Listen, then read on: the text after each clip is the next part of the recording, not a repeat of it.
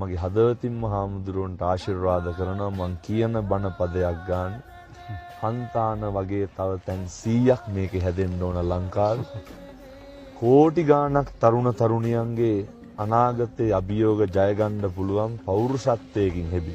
පිරිසක් බිහි කරන්න නොමග යන පිරිස ඇදලා අරගෙන කොටින්ම සමාජ මාධ්‍ය ගැන කියනකොට මතක් වෙන්නේ හන්තාන හාමුදුරුවෝ. ඒ නිසා සමාජ මාධ්‍ය භාවිතයේ තුලින් අවභාවිතා වෙන්නේ නැතුව කොහොමද ජීවිතය හදාගන්නේ කියන එක උගන්වන්න රාජ්‍යයකට බැරි වුණා ආණ්ඩුවකට බැරි වුණා. නමුත් ඒක හාමුදුරුවෝ කරනවා. ඒ නිසා මේ වෑයම හුදෙක් මේ සසුනත් සමාජයත් ලංකාවත් මිනිස්සුන්ගේ සුගතිය වෙනුවෙන් මිසක්කම් කාගේවත් කොන්ත්‍රාත් එකක් නෙමෙයි. හාමුදුරුවෝ සද්භාවයෙන් කරන කටයුත්තක් කියන එක හොඳටම පැහැදිලි.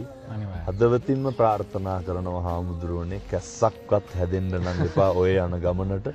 ඔය කරන වැඩ තව දුරටත් හොඳට කරන්න. ගොඩක් පිං හාමුදුරුවෝ.